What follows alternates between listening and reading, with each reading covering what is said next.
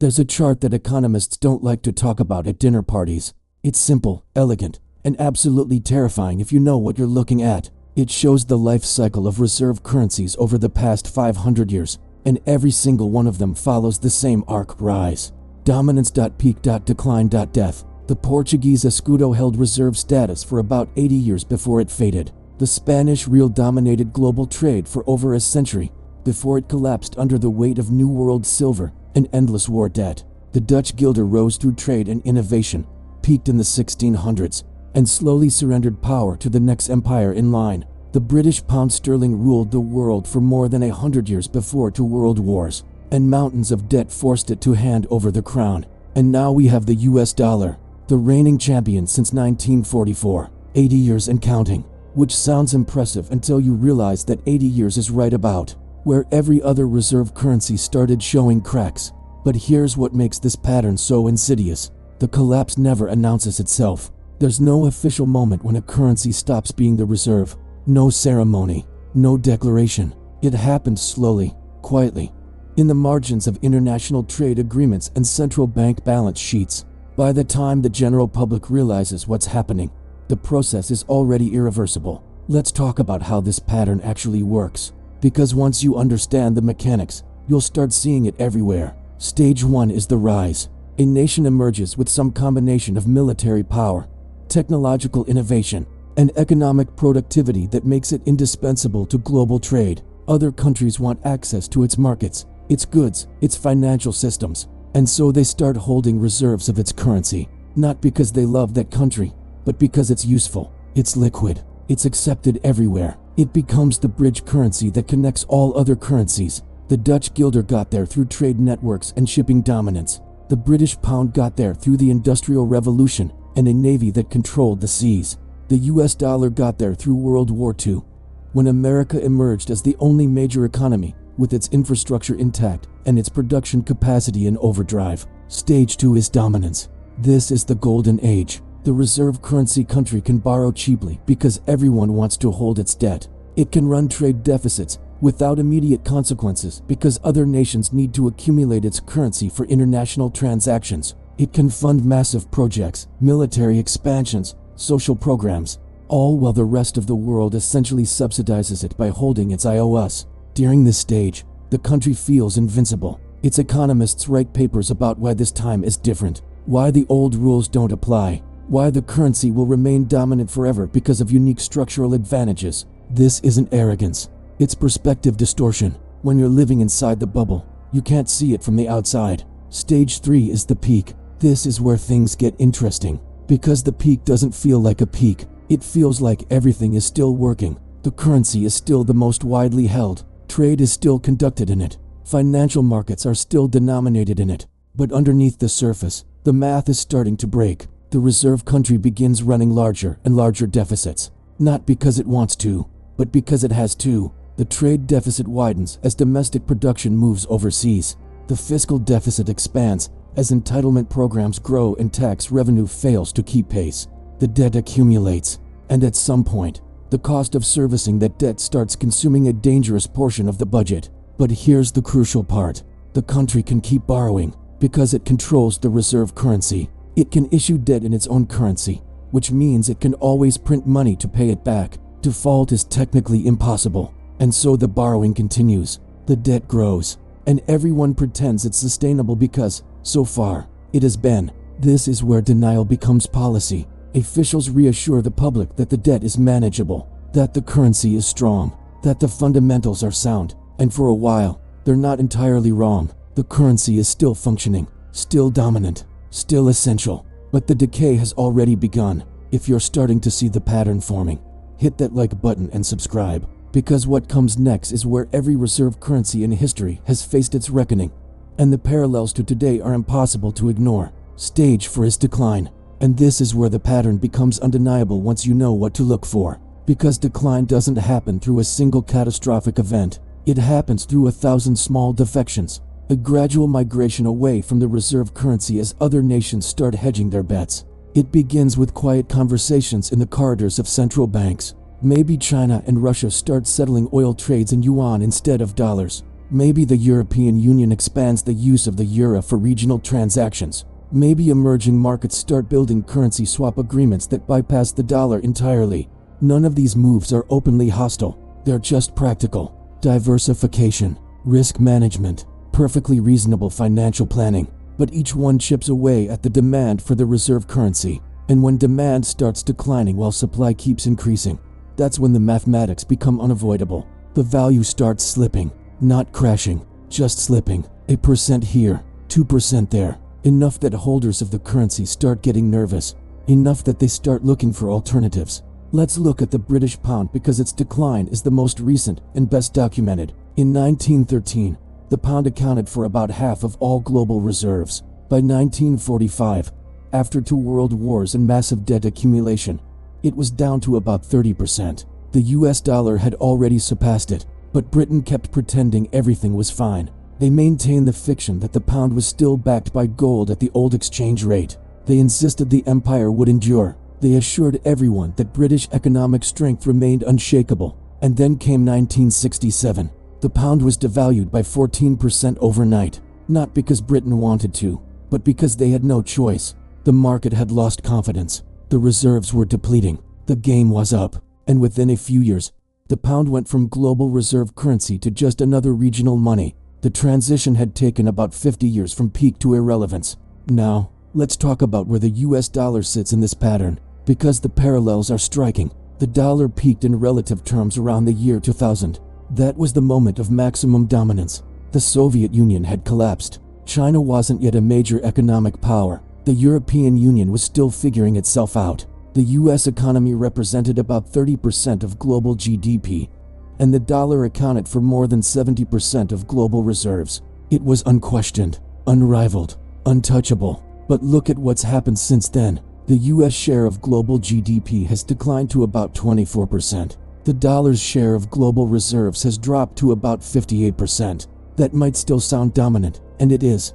But the direction of travel is what matters. The trend is unmistakable. And more importantly, the alternatives are emerging. The euro now accounts for about 20% of global reserves. The Chinese yuan is being actively promoted for international trade. The BRICS nations, Brazil, Russia, India, China, South Africa, are openly discussing alternatives to dollar-based trade. Saudi Arabia, the linchpin of the petrodollar system, has been making friendly visits to Beijing and talking about accepting yuan for oil sales. None of this means the dollar is about to collapse next week, but it does mean the migration has begun. The slow, steady movement away from dependence on a single reserve currency. And once that movement starts, history suggests it doesn't reverse.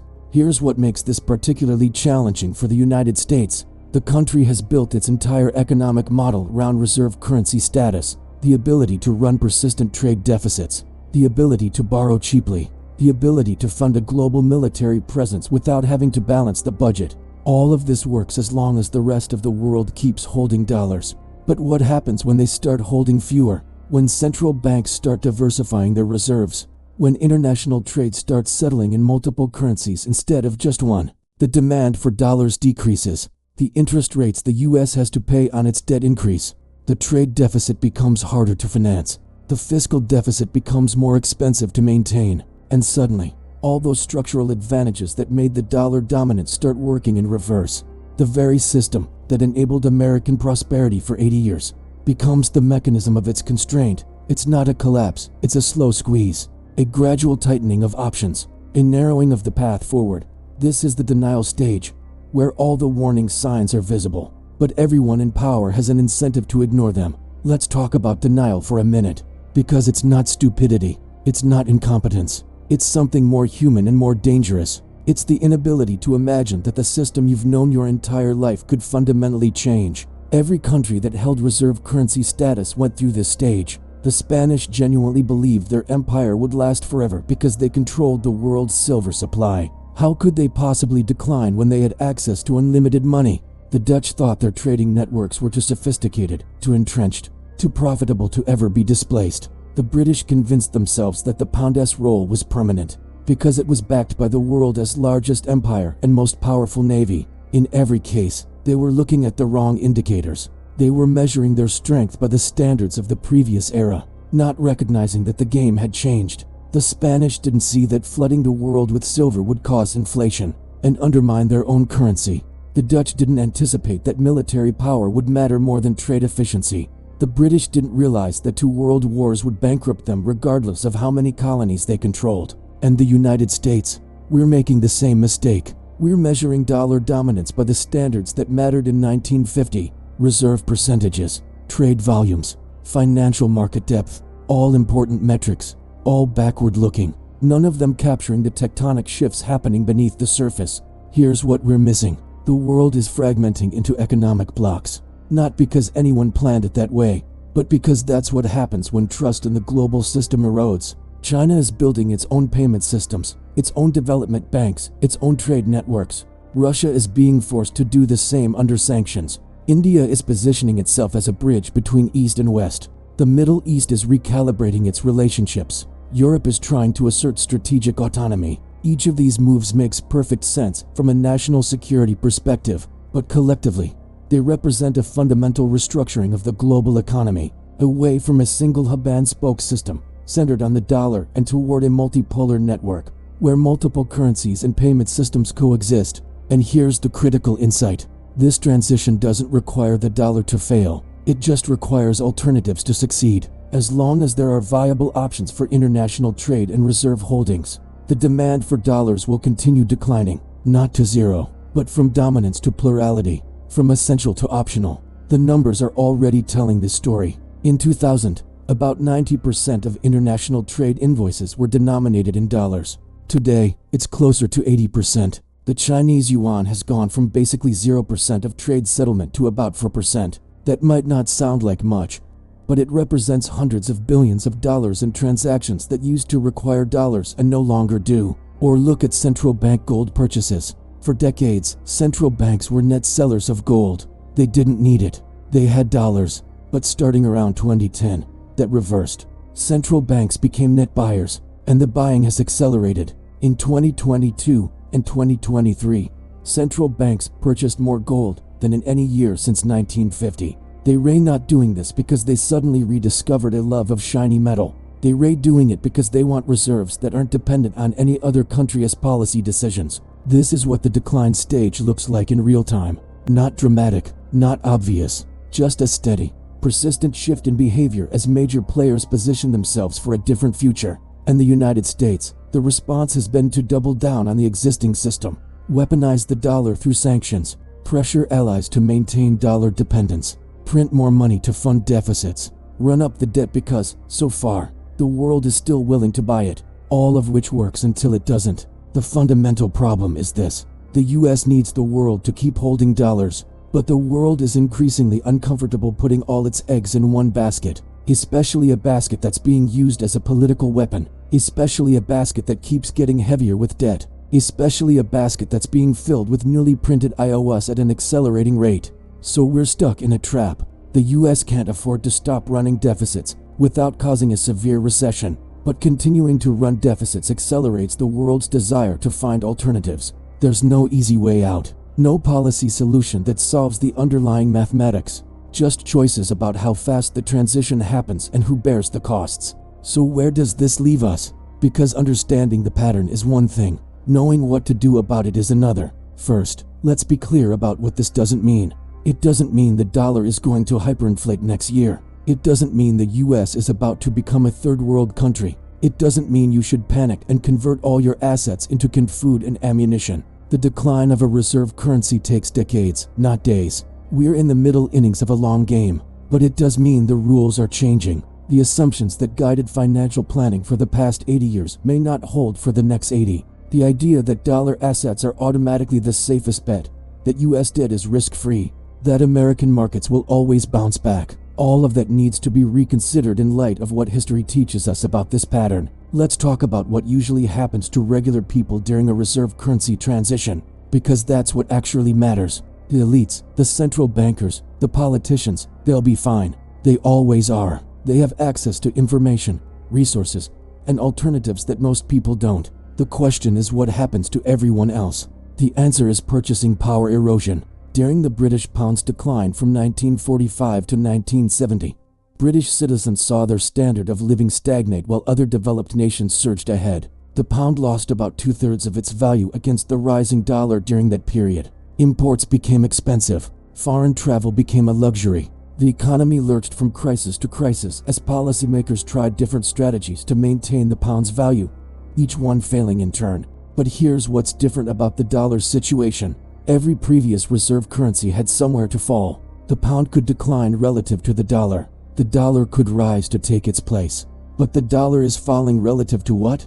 There's no single replacement waiting in the wings. The euro has its own structural problems. The yuan isn't freely convertible, and most countries don't trust China enough to hold large reserves of Chinese assets. So what we're likely seeing is not a transfer of reserve status, but a dissolution of the concept itself, a move toward a multipolar currency world where no single money dominates, where international trade happens in a basket of currencies, where reserves are diversified across multiple assets and nations. For Americans, this means the free ride is ending. For 80 years, the rest of the world effectively subsidized American consumption by holding dollars and dollar-denominated debt. That subsidy is shrinking, which means Americans will have to produce more of what they consume, save more, borrow less, accept a standard of living that is more in line with the country's actual economic output, rather than its privileged currency position. This isn't apocalyptic, it's just normalization. But normalization feels like decline when you're used to exceptionalism.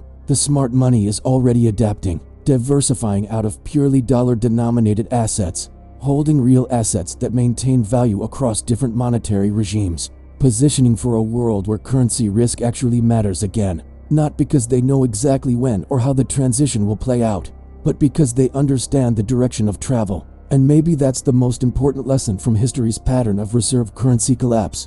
You don't need to predict the exact timing. You just need to recognize the stage you're in and position accordingly. The Spanish Silver Empire lasted longer than people expected, but it still ended. The Dutch guilder remained relevant for decades after its peak, but it still faded. The British pound survived in diminished form, but it still lost its dominant status. The pattern is always the same. Rise through advantage, dominate through utility, peak through debt, decline through denial, and finally, acceptance of a new, smaller role in a changed world. The US dollar is following that script with remarkable precision, not because anyone wants it to, not because it's inevitable in some predetermined way, but because the mathematics of debt, the politics of power, and the dynamics of international competition create pressures that no country, regardless of how powerful, can resist forever. History doesn't repeat, but it rhymes. And right now, the rhyme is so clear, so loud, so obvious that ignoring it takes effort. The question isn't whether the pattern will continue. The question is how prepared you'll be when the rest of the world finally catches on to what the pattern has been telling us all along. If this changed how you see the global financial system, show your support by liking and subscribing. The patterns are getting clearer, and there's much more to uncover in the chapters ahead.